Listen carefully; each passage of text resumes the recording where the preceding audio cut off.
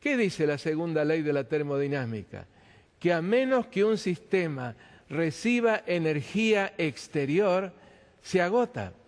Si está en movimiento, se detiene. Si tiene temperatura, esa temperatura baja.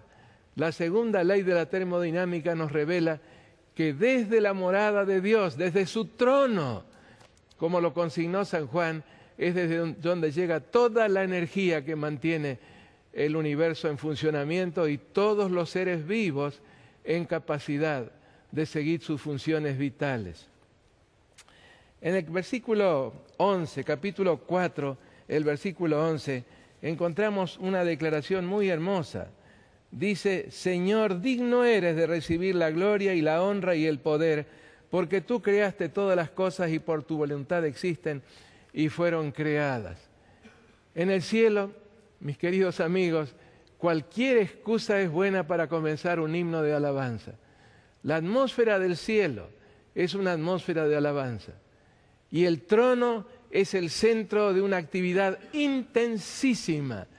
Y en medio de esa actividad suenan los acordes, suenan las voces de aquellos que alaban a Dios por su poder, por su amor y por la forma en que alcanza a todos los rincones de su vastísimo universo.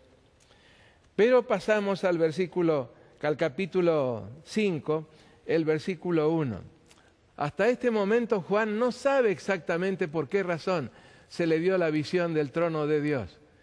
Es cierto, él quedó muy preocupado por la visión de las 7 iglesias. En primer lugar, porque solamente 2 estaban en buenas condiciones espirituales, al punto de que no recibieron ninguna corrección ni reproche. Pero las otras 5 estaban necesitadas. Y Jesús le había dicho que esto que él le estaba transmitiendo, revelando a Juan, eran mensajes que él debía hacer llegar a esas iglesias. Pero no había forma, humanamente hablando, de que esos mensajes pudieran salir de Patmos y llegar a estas iglesias. Así que yo me lo imagino a él sentado sobre una roca, con la vista perdida en el este, pensando en Éfeso, la más cercana de todas las iglesias, y en ese momento escuchar una voz que ya había escuchado antes, la voz de Jesús, haciéndole notar que el acceso al cielo está abierto, la puerta está abierta, y de allí hay revelación, hay seguridad, hay orientación en relación a qué hacer cuando estamos en problemas. Ahora en el capítulo 5, el versículo 1, comienza Juan a entender la razón por la cual se lo llevó en visión a la morada de Dios. Su atención se concentró en el trono y vio que del trono, de esa refulgencia que no le dejaba ver al ser que estaba en el trono, salió una mano ofreciendo algo. Y dice en el verso 1, y vi en la mano derecha del que estaba sentado en el trono un libro escrito por dentro y por fuera sellado con 7 sellos. Un rollo a la usanza de los escritos de aquel entonces. Escrito por dentro y por fuera sellado con 7 fajas. Y nos dice el verso 2, y vi a un ángel fuerte que pregonaba a gran voz, ¿quién es digno de abrir el libro y desatar sus sellos? Y aparentemente no hay movimiento.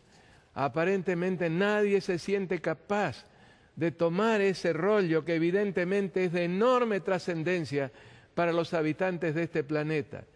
Y San Juan, con una profunda preocupación, deja escapar lágrimas, pero se le acerca a uno de los ancianos y le dice en el verso 5, no llores, hay alguien. ¿Quién es ese alguien? He aquí el león de la tribu de Judá, la raíz de David, ha vencido para abrir el libro y desatar sus sellos. Y ahora San Juan se dio vuelta para ver ese león y para su gran sorpresa se encontró con un cordero como inmolado, que precisamente por haber dado su vida por la humanidad, pudo tomar ese rollo y comenzar a desatar sus sellos. Dice el versículo 7, vino y tomó el libro de la mano derecha del que estaba sentado en el trono.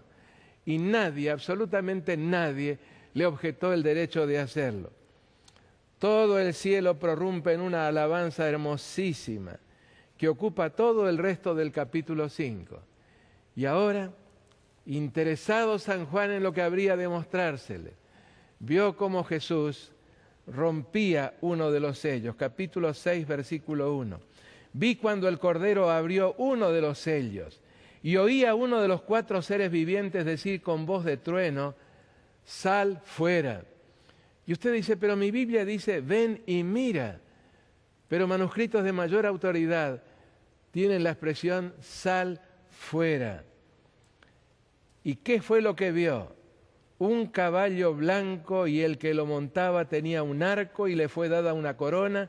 Salió venciendo y para vencer. Este es el período correspondiente a la iglesia de Éfeso. ¿Recuerdan ustedes? La iglesia del siglo apostólico, la iglesia que pudo resistir exitosamente todos los intentos de Satanás por penetrarla con doctrinas equivocadas. Pudo detectar a los nicolaitas y pudo mantenerse firme en todo aspecto de la verdad revelada.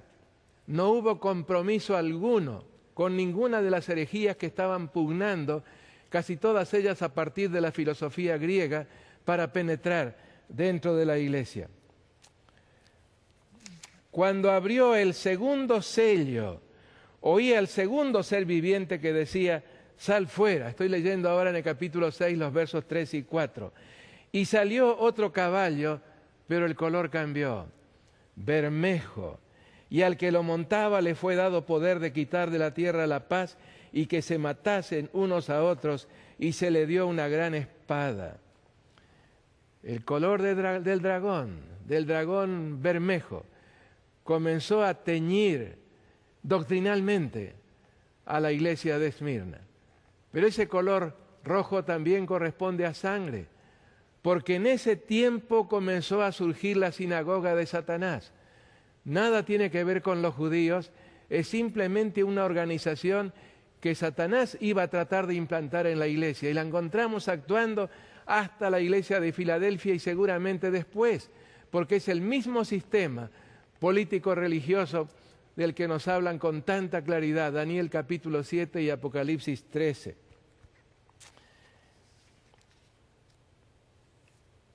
Cuando abrió el tercer sello, estoy ahora en los versículos 5 y 6, oí al tercer ser viviente que decía: sal fuera.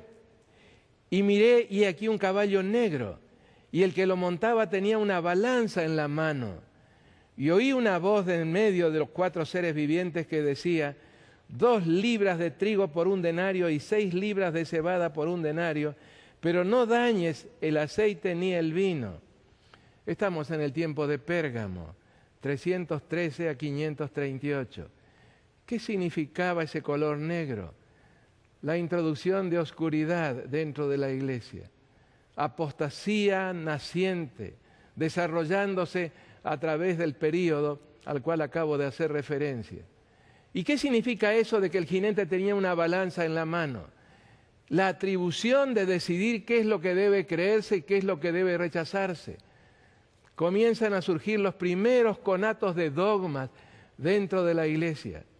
Y los precios que se dan de estos alimentos básicos, el trigo y la cebada, son totalmente abusivos. ¿Y qué significan el trigo y la cebada? Pues la palabra de Dios e instrucción basada en la palabra de Dios. Habría de ser muy difícil de conseguir esta instrucción del cielo, pero Dios prometió que el vino y el aceite no serían dañados. ¿Qué representa el aceite? La obra del Espíritu Santo. ¿Y qué representa el vino? La eficacia de la sangre de Cristo ministrando por nosotros en el santuario celestial. Llega el momento en que se abre el 4º sello y estamos ahora en los versículos 7 y 8. Cuando abrió el 4º sello, oí la voz del 4º ser viviente que decía: sal fuera.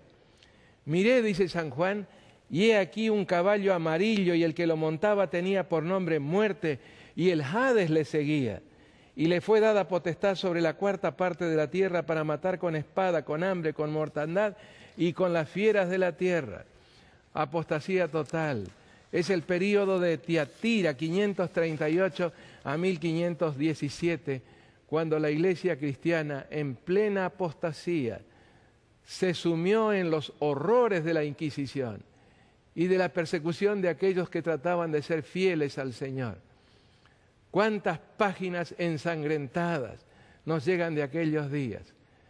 El color del caballo ya estaba sugiriendo muerte.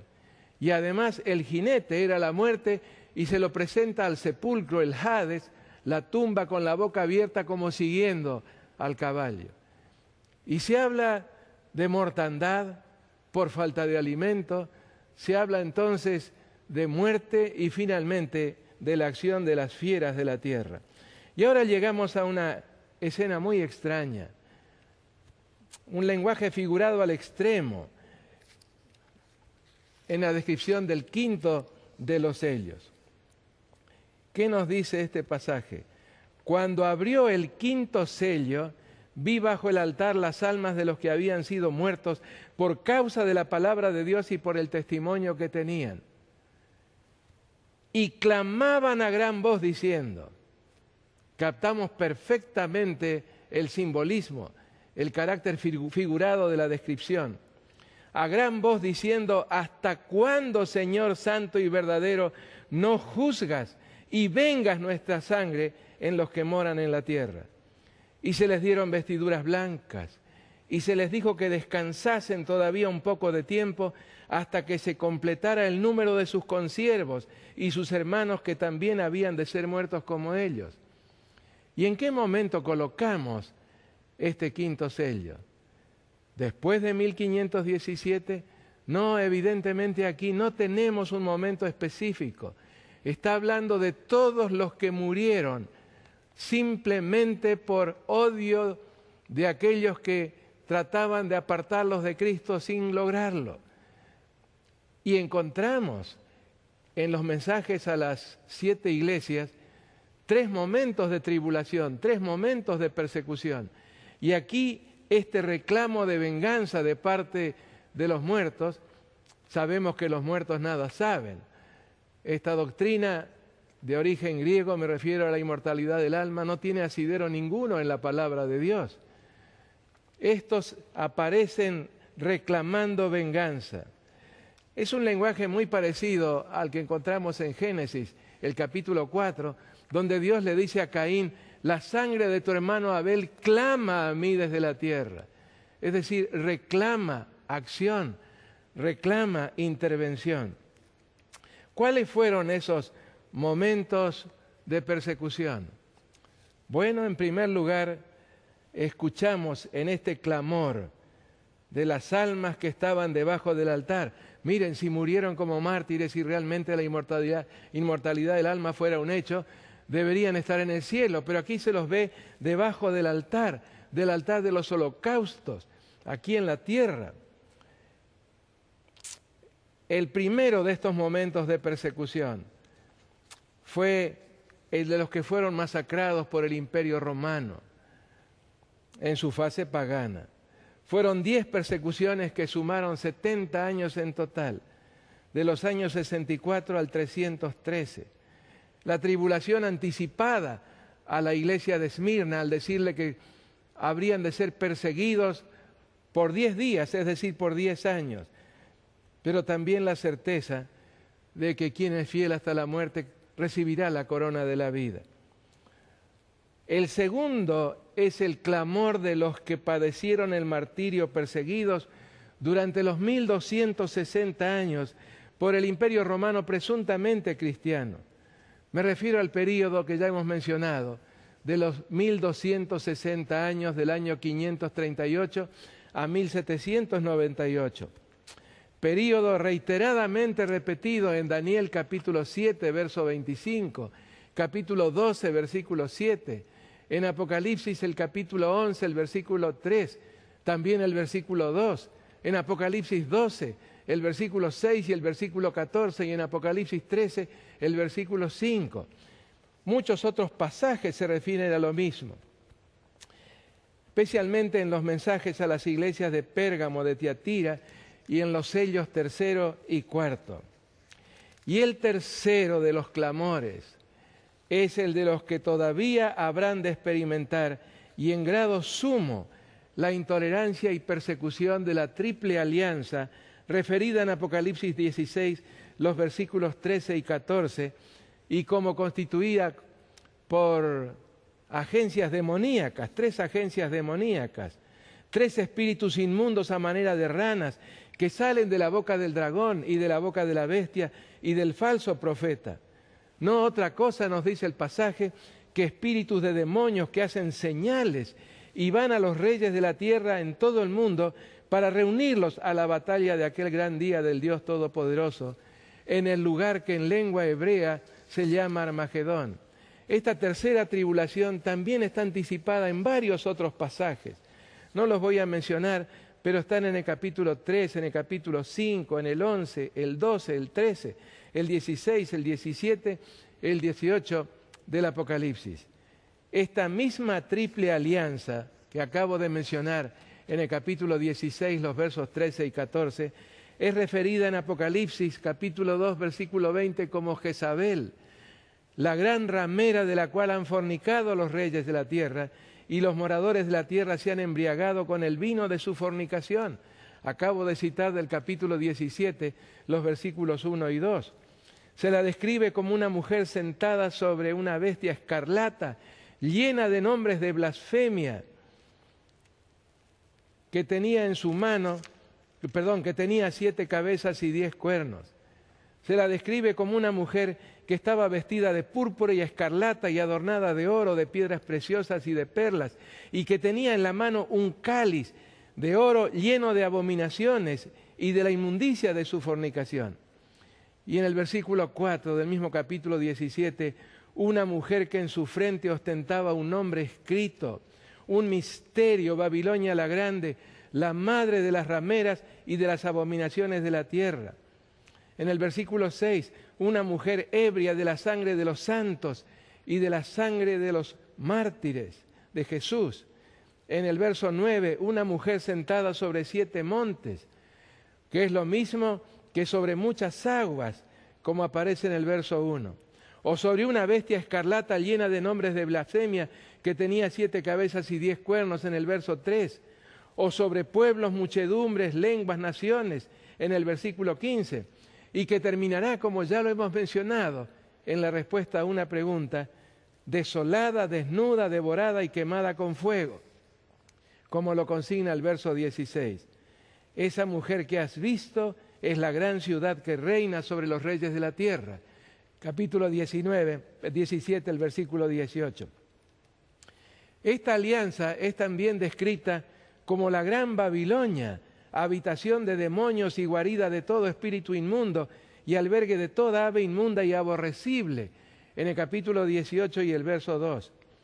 Con ellas, nos dice el versículo 3, todas las naciones beben del vino del furor de su fornicación, y todos los reyes de la tierra fornican con ella, y todos los mercaderes de la tierra se enriquecen de la potencia de sus deleites. El verso 23 habla de tus mercaderes, que son los grandes de la tierra.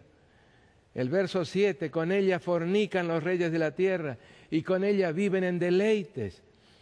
En el versículo 7, está sentada como reina, y a pesar de que su relación con el esposo hace mucho que se rompió, su relación con Cristo Jesús, ella se proclama, no soy viuda. En el verso 7, claro, Jezabel puede decirlo, porque tiene muchos amantes, según el capítulo 2, los versículos 20 al 22, símbolo de su alianza adúltera con los poderes políticos y religiosos del mundo. Por otro lado, es evidente que a esta mujer le está yendo bien con las finanzas. Dice el capítulo 18, versículo 16, la gran ciudad está vestida de lino fino, de púrpura y de escarlata, y adornada de oro, de piedras preciosas y de perlas. Es que controla con grandes beneficios los 28 productos que aparecen mencionados como la totalidad de las actividades económicas del siglo I. en el versículo 12 y el versículo 13. El versículo 14 habla de su control de todas las cosas exquisitas y espléndidas. En una palabra, en el versículo 17, tantas riquezas, resultado de sus hechicerías que engañan a todas las naciones, versículo 22. Su actividad financiera, como lo anticipa la profecía, habrá de incrementarse enormemente a medida que la historia humana se esté aproximando a su conclusión, al punto de que alcanzará el control mundial sobre todas las finanzas mundiales.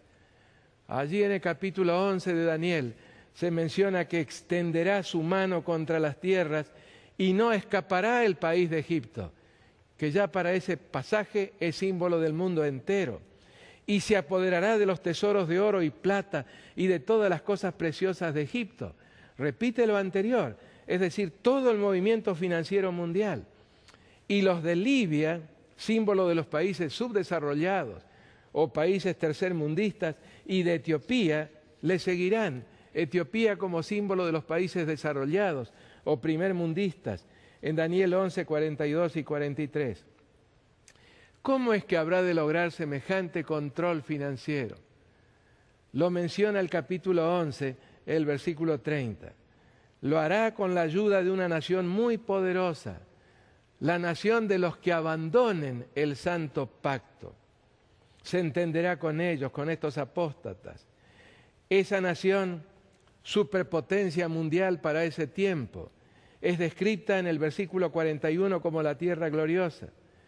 Y en el capítulo 13, versículo 2, es descrita como una bestia que subía de la tierra y tenía 2 cuernos semejantes a los de un cordero. Pero en el tiempo cuando el desenlace del gran drama cósmico estuviera llegando a su conclusión, habría de llegar a hablar como dragón. A través de una entidad religiosa referida como la imagen de la bestia, imagen, otra forma de referirse a la nación apóstata, de los que abandonen el pacto santo, impondrá una marca religiosa que será la señal de lealtad a la triple alianza ya mencionada, marca que será precondición imprescindible para toda y cualquier actividad financiera, incluyendo el acceso a las cuentas bancarias. En palabras del Apocalipsis, la nación apóstata, la de los que abandonan el pacto santo, única superpotencia mundial para ese tiempo, obligará al mundo entero a doblegarse al poder religioso, político religioso romano descrito como la Gran Babilonia en Apocalipsis 18:2. El escenario que resultará de esta imposición se describe así en el capítulo 13, los versículos 15 al 17. Y se le permitió infundir aliento a la imagen de la bestia, para que la imagen hablase e hiciese matar a todo el que no la adorase. Y hacía que a todos, pequeños y grandes, ricos y pobres, aquí están esos 2 extremos del espectro económico, los países subdesarrollados y los países desarrollados o primermundistas, ricos y pobres, libres y esclavos, se les pusiese una marca en la mano derecha o en la frente, y que ninguno pudiese comprar ni vender, sino el que tuviese la marca o el nombre de la bestia o el número de su nombre. Es de imaginarse, queridos amigos, lo que esto significará para la minoría referida como los santos del Altísimo, el pueblo de los santos del Altísimo, en Daniel capítulo 7, los versículos 26 y 27. El pueblo que conoce a su Dios, en Daniel 11, el versículo 32. Los siervos de nuestro Dios sellados en sus frentes, según Apocalipsis 7:3, sellados con el sello del Dios vivo en el verso 2. Estos habrán de ser los tiempos de la tercera tribulación. La gran tribulación mencionada en el capítulo 7 del Apocalipsis, el verso 14. Tiempos en los que antes del último gran conflicto, cito de Elena White de Maranatha, la página 197. Antes del último gran conflicto, muchos serán encarcelados, muchos huirán de las ciudades y los pueblos para salvar su vida, y muchos otros soportarán el martirio por amor de Cristo al levantarse en defensa de la verdad. El clamor de los mártires de la tercera tribulación, así como el clamor de los muertos en las otras tribulaciones, también llegará a los cielos, y el sacrificio de su pueblo será vengado por aquel por quien dieron su vida, es decir, por Cristo Jesús. Y en esa venganza habrá una marca de la bestia, y tendrán que beber el vino de la ira de Dios, que ha sido vaciado puro en el cáliz de su ira, según Apocalipsis 14, el verso 10.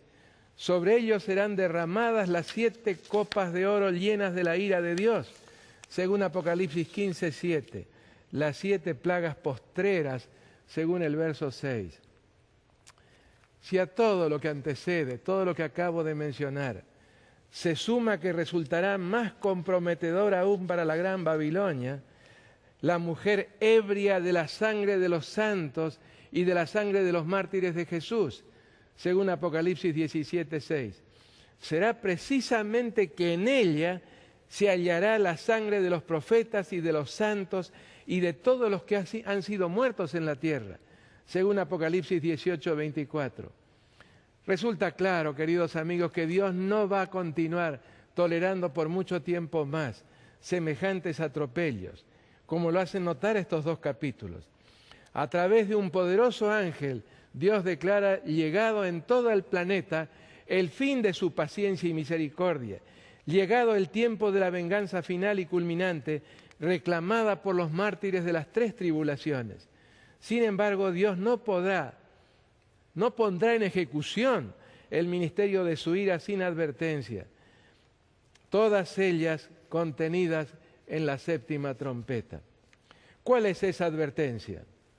Un poderosísimo anuncio que reverberará por toda la tierra, proclamando la caída final de esa triple alianza del dragón, que significa el paganismo, el espiritismo, de la bestia, ese sistema político religioso romano, y del falso profeta, el protestantismo apóstata, especialmente el de este país, según las profecías.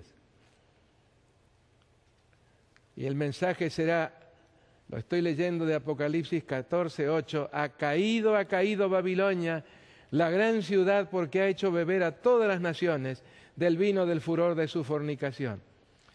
Y en la proclama del capítulo 18, que se inicia en el versículo 1 con estas palabras, vi descender del cielo otro ángel. Destaca la gran potencia que trae ese ángel y cómo alumbra la tierra con su gloria. Y el mensaje que proclama en los versos 2 y 3, ha caído la gran Babilonia y se ha hecho habitación de demonios y guarida de todo espíritu inmundo y albergue de toda ave inmunda y aborrecible, porque todas las naciones han bebido del vino del furor de su fornicación. Y los reyes de la tierra han fornicado con ella, y los mercaderes de la tierra se han enriquecido de la potencia de sus deleites. Y entonces la gran invitación: salid de ella, pueblo mío, para que no seáis partícipes de sus pecados, ni recibáis de sus plagas, porque sus pecados han llegado hasta el cielo, y Dios se ha acordado de sus maldades.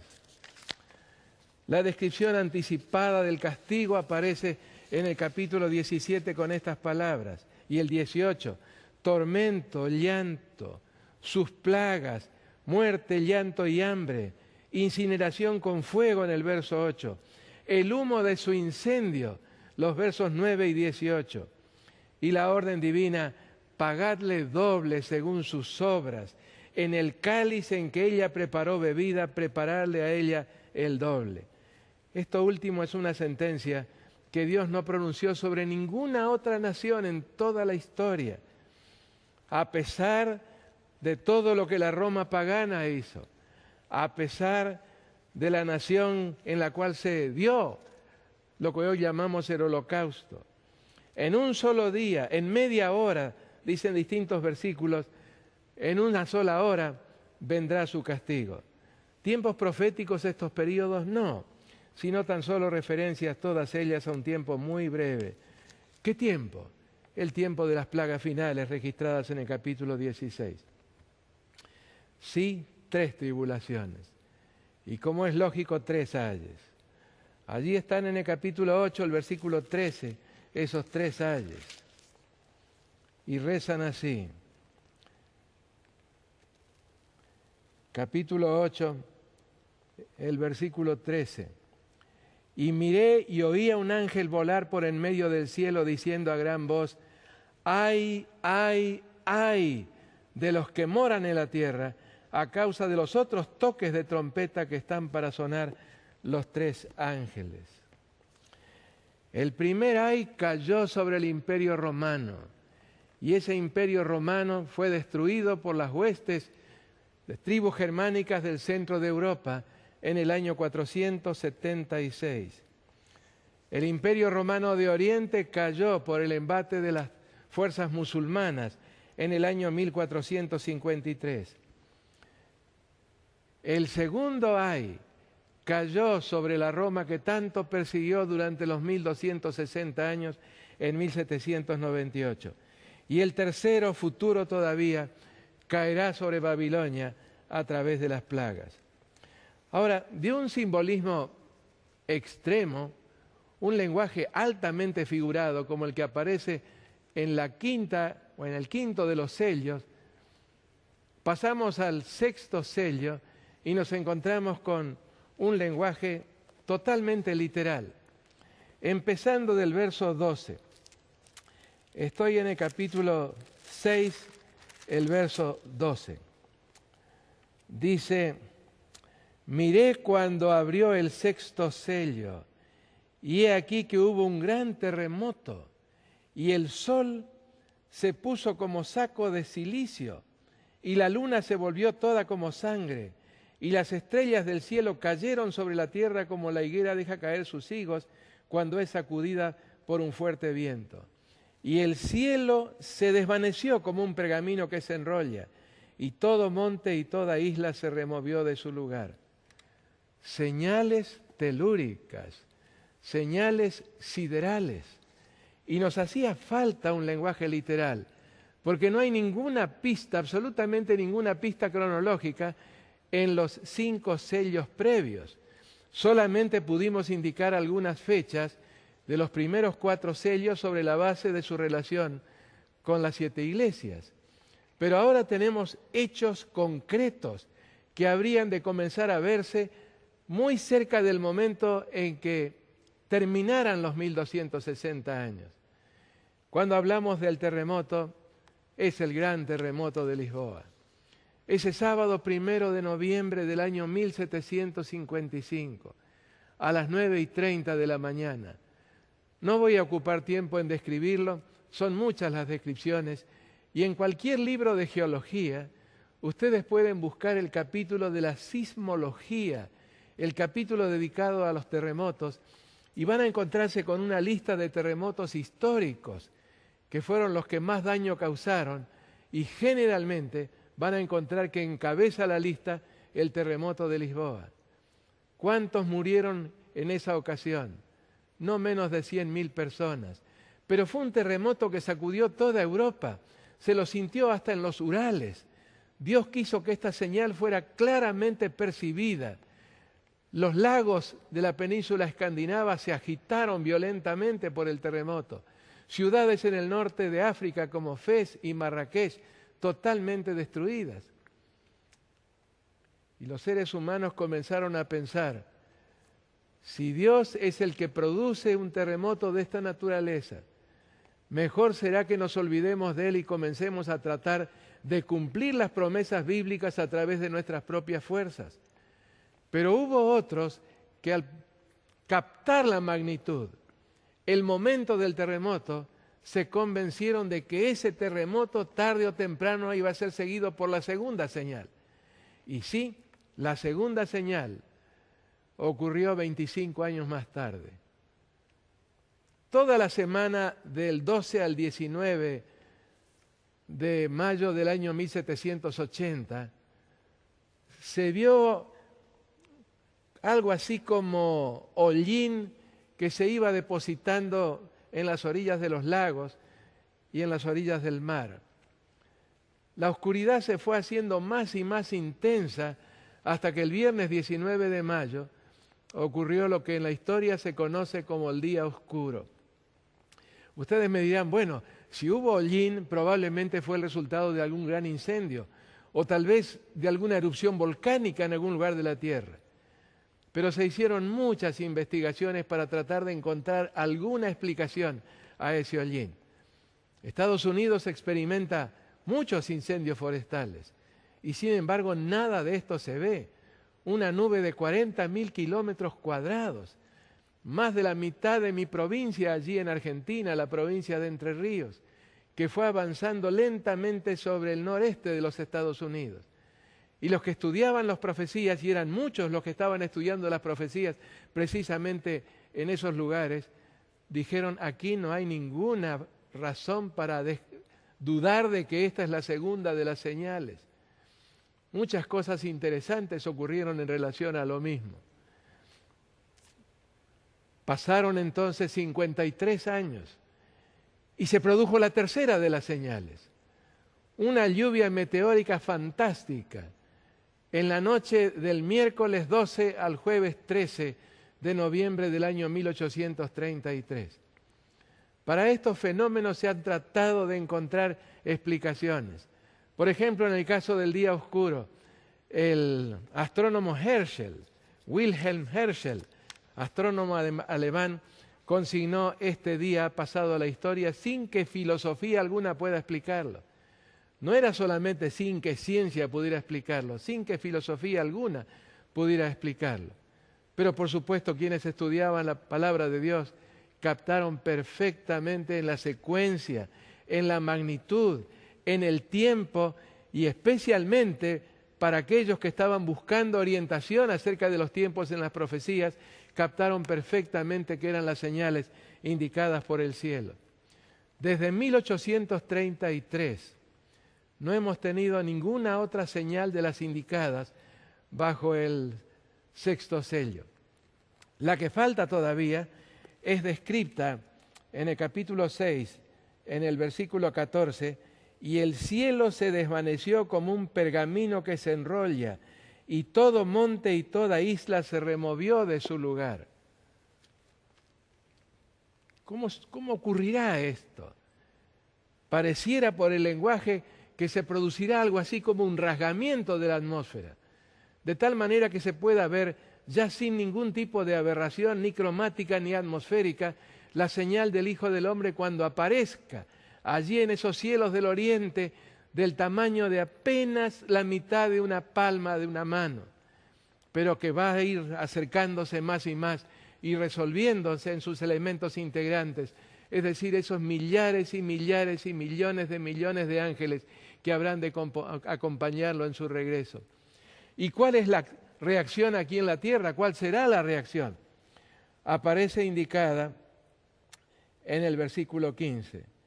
Y los reyes de la tierra, y los grandes, y pensamos en lo que leímos en el capítulo 16, de demonios que van a los reyes de la tierra en todo el mundo para congregarlos.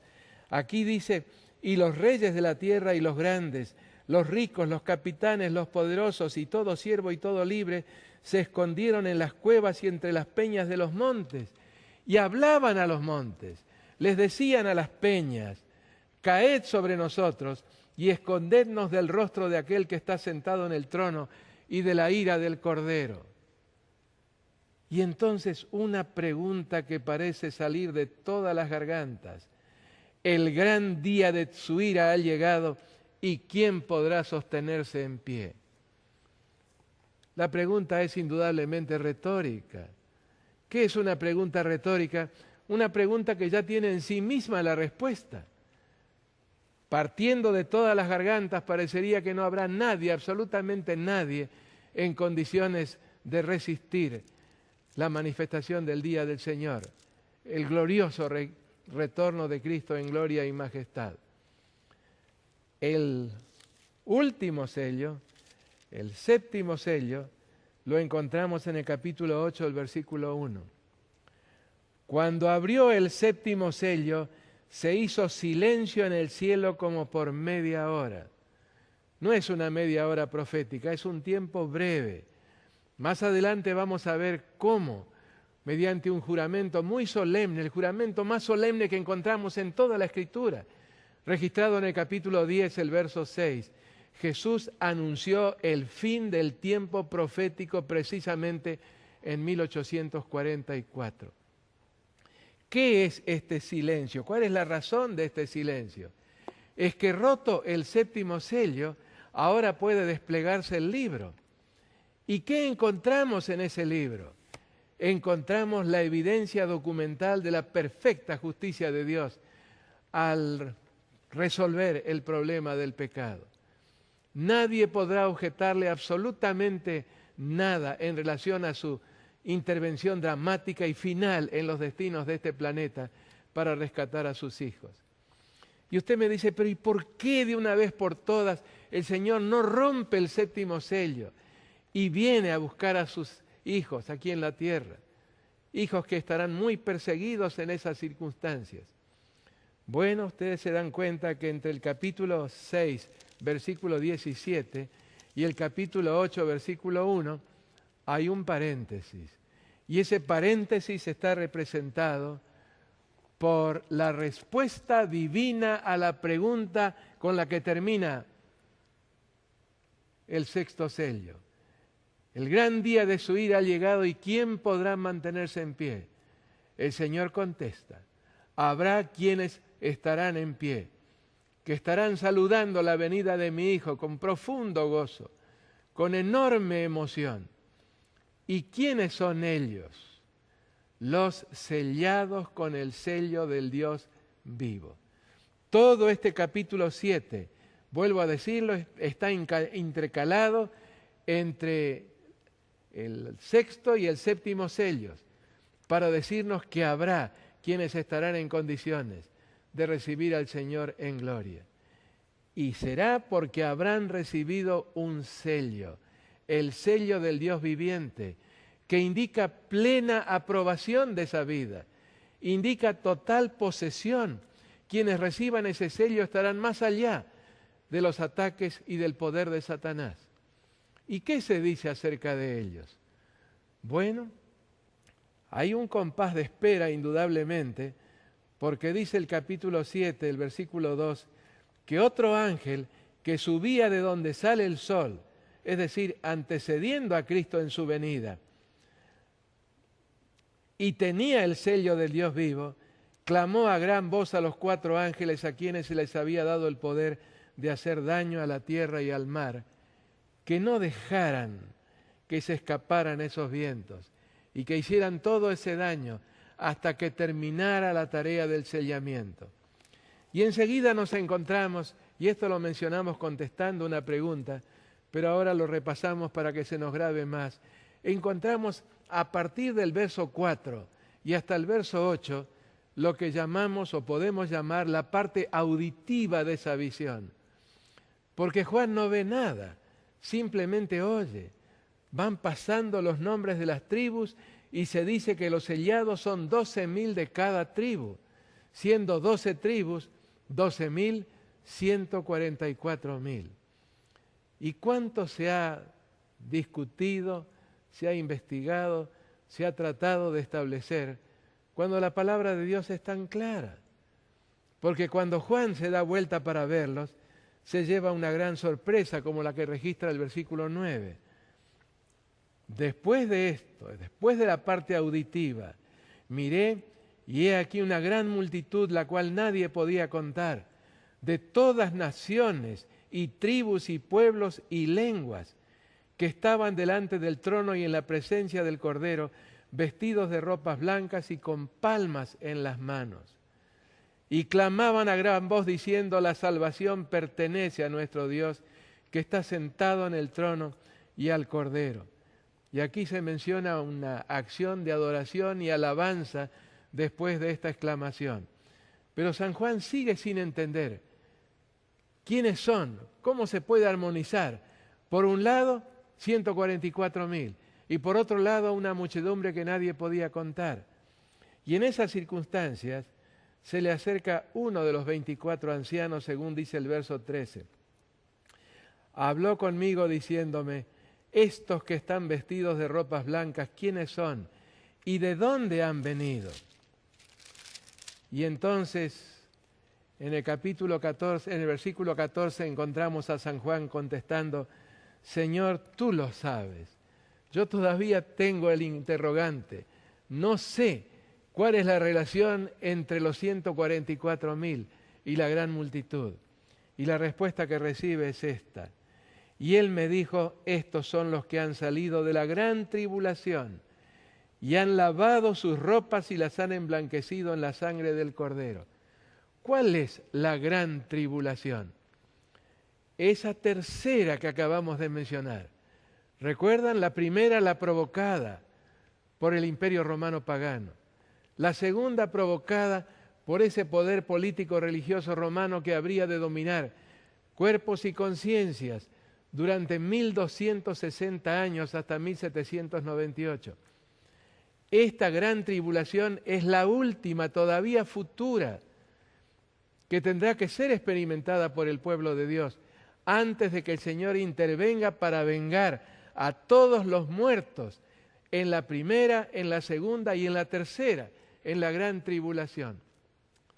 Estos son los que han salido de la gran tribulación y han lavado sus ropas y las han emblanquecido en la sangre del Cordero. Y ahora entendemos un poco mejor ese silencio del capítulo 8, versículo 1, en el momento en que se abre el séptimo sello. Es un silencio de enorme expectativa. Los ángeles saben que ahora van a ver actuar a Jesús como jamás lo vieron actuar.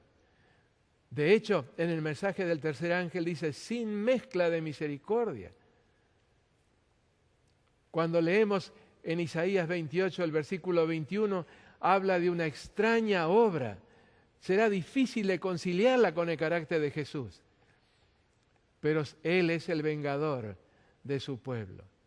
Ahora entendemos por qué razón ese silencio.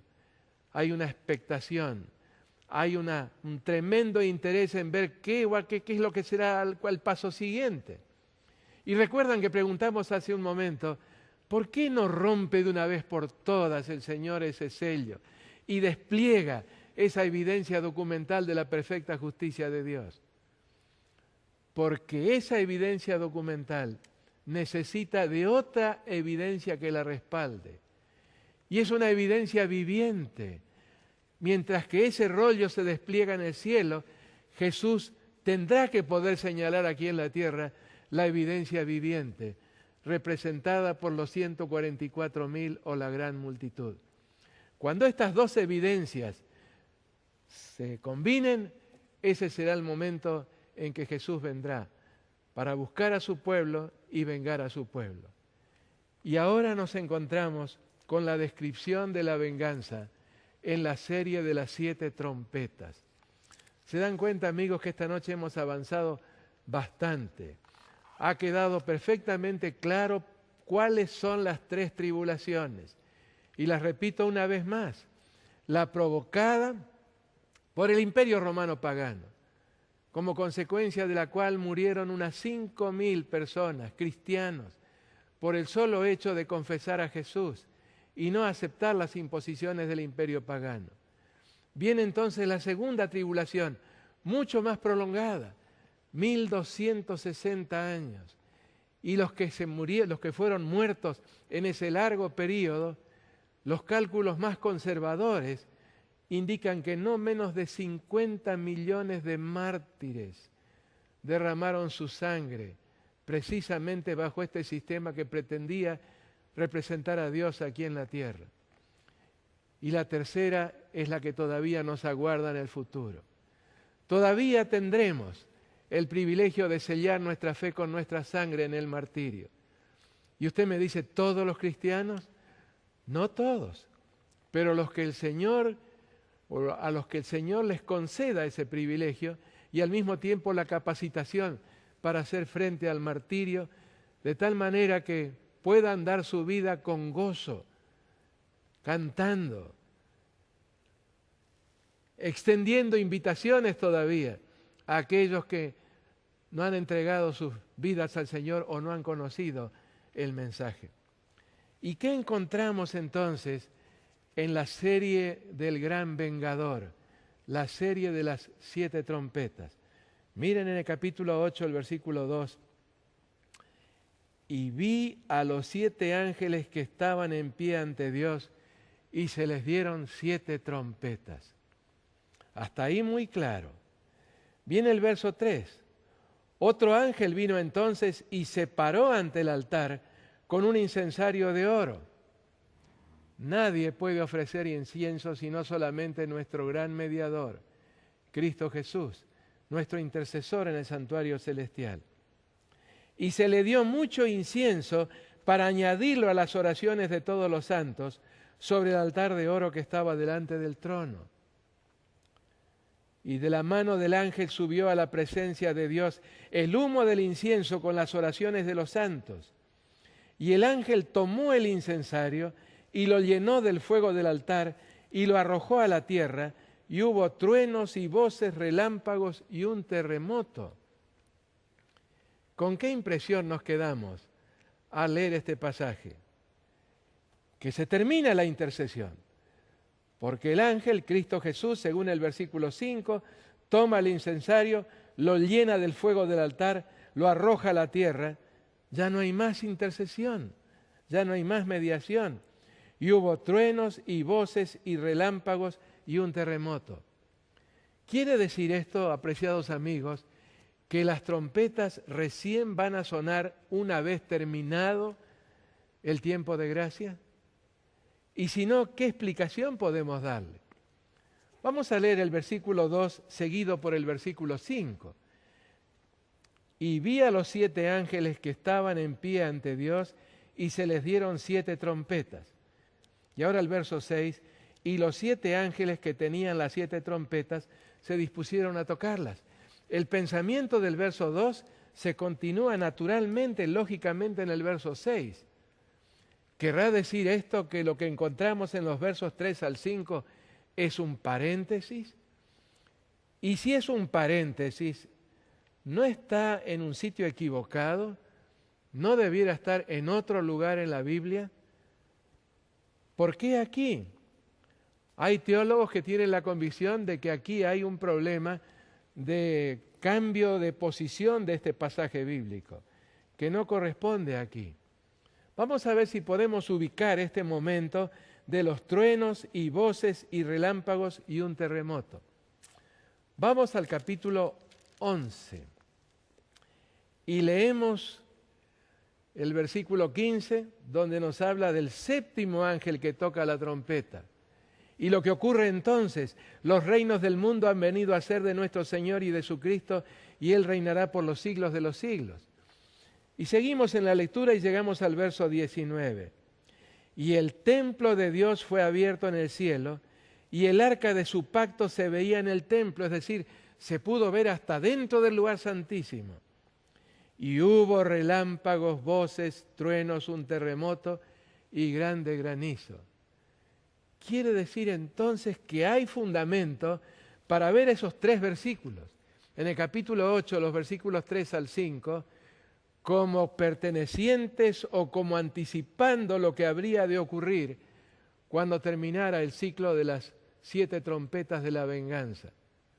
Pero entonces, ¿por qué está allí? Justamente al comienzo de las trompetas. Está allí por la sencilla razón de que las escenas descritas bajo las trompetas son tan duras. Hay tanto derramamiento de sangre, hay tanto sufrimiento, que hasta uno quedaría con la impresión de que efectivamente cesó toda misericordia y cesó toda intercesión. Pero al contrario, el hecho de que se añadiera mayor incienso todavía al incensario nos está indicando que, lejos de terminar la intercesión de Cristo, habría de incrementarse notablemente durante el tiempo de las 7 trompetas. ¿Y cuándo terminaría recién? El versículo 19, que concluye la descripción de la 7ª trompeta, lo dice con toda claridad. El templo de Dios fue abierto en el cielo y el arca de su pacto se veía en el templo. Y entonces ahí hubo relámpagos, voces, truenos, un terremoto y grande granizo. Usted me dice, ¿quiere decir esto que el templo de Dios en el cielo quedó desierto? Ya no había más nadie dentro. Bueno, si vamos al capítulo 15, nos encontramos con la sorpresa de que todavía hubo quienes salieron del templo.